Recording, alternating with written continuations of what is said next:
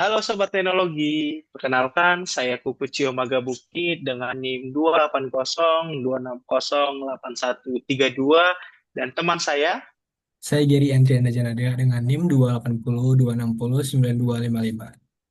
dan kami berdua merupakan mahasiswa dari jurusan Computer Science Binus Online.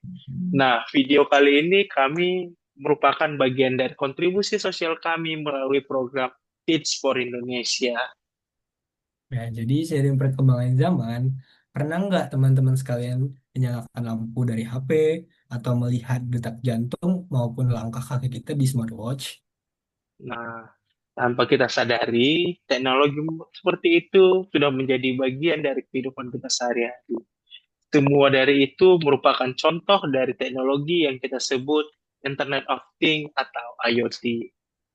Nah, menariknya, IoT ini sendiri bukan hanya tentang perangkat yang bisa terhubung ke internet, tapi di balik itu semua, adanya proses yang memungkinkan perangkat itu untuk saling terhubung, saling bertukar data, dan menjalankan fungsinya secara otomatis. Jadi dalam 10 menit ke depan, dalam video ini, kami akan menjelaskan dan kita bersama akan belajar bagaimana IoT itu bekerja dan bagaimana teknologi ini membantu kehidupan kita sehari-hari.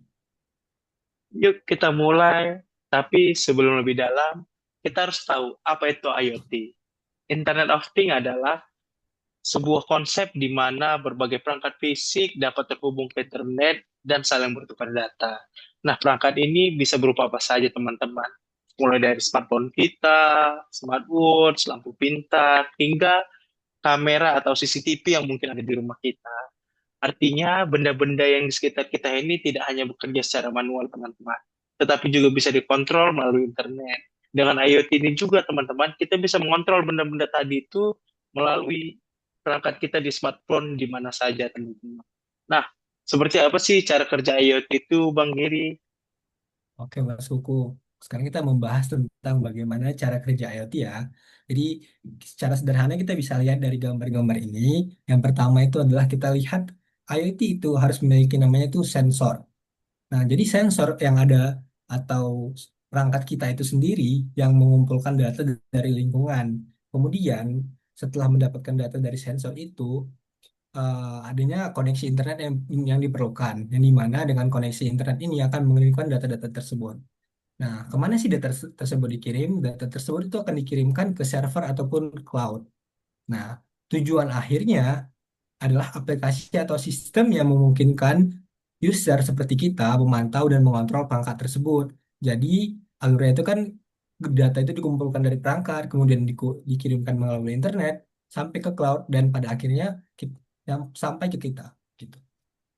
Oh, seperti itu ya cara kerja IoT, Mas Giri.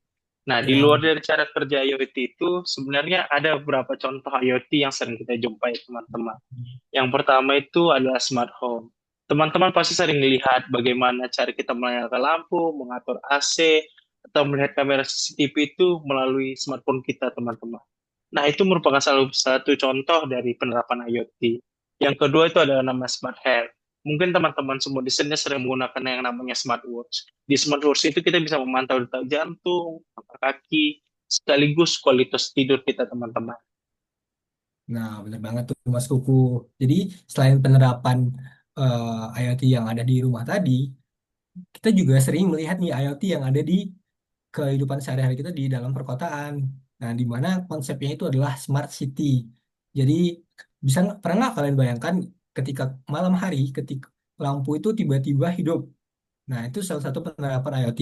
Kemudian ketika lampu lalu lintas itu ketika tidak ada orang ataupun kendaraan yang lewat, maka lampu itu tuh akan meredup otomatis secara otomatis.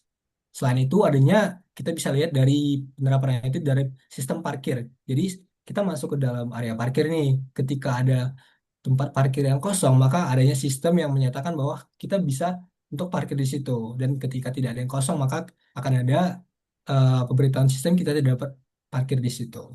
Selain di perkotaan, jadi IoT itu bisa membantu di bidang pertanian juga nih Mas Kuku. Jadi misalnya petani itu nggak harus terus mengecek kondisi tanahnya. Jadi sensornya itu untuk mengecek kelembapan tanah. Jadi selain mengecek volume kebenaran, dia juga membantu untuk irigasi. Jadi contoh ketika tanah itu kering, maka sistem atau sensor yang mendeteksi akan otomatis menghidupkan irigasinya sehingga tanah akan diairi air secara otomatis, dan begitupun sebaliknya ketika tanah itu sudah diairi air, maka sensor akan mendeteksi hal tersebut dan tidak akan melakukan pengirigasian lagi. Nah, jadi dari contoh-contoh tersebut kita bisa melihat nih bahwa IoT itu bukan hanya membantu perangkat itu menjadi pintar istilahnya, tapi membantu manusia itu sendiri atau kita dalam mengambil keputusan berdasarkan data yang dikumpulkan secara langsung. Oh, dari contoh-contoh yang dibilang Mas Giri tadi, teman-teman, kita bisa melihat bahwa IoT itu memberikan banyak manfaat dalam kehidupan kita.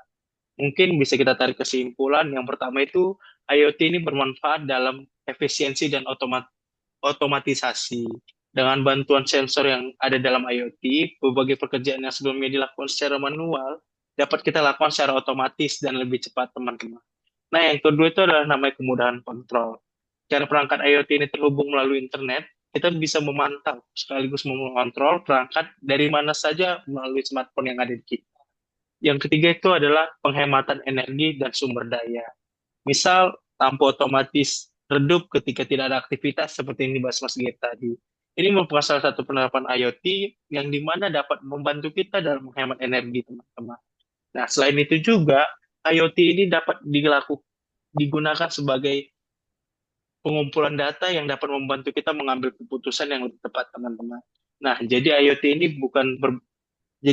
ini dapat membantu kita melakukan aktivitas kita menjadi lebih praktis, efisien, dan saling terhubung, teman-teman.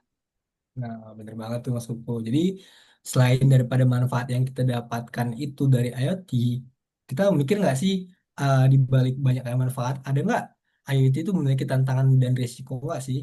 Kita lihat, akan kita bahas selanjutnya. Jadi kita lihat di sini kita adanya tantangan dan risiko yang bisa kita dapatkan dari IoT. Yang pertama itu kita lihat adanya ancaman di bagian keamanan data. Nah, jadi karena perangkat-perangkat tersebut terhubung ke dalam internet, jadi kita masih bisa berpotensi terkenanya serangan cyber. Nah, selain itu, IoT ini juga sangat bergantung kepada internet. Jadi ketika kita tidak dapat mengakses internet, maka IoT itu tidak dapat digunakan. Nah, dan yang terakhir tuh biaya untuk penggunaan IoT itu cukup tinggi. Jadi untuk sebagian besar masyarakat belum dapat mengakses IoT ini. Jadi meskipun banyaknya manfaat yang ditawarkan IoT ini, kita juga masih perlu memperhatikan beberapa tantangan dan risiko-risiko ini.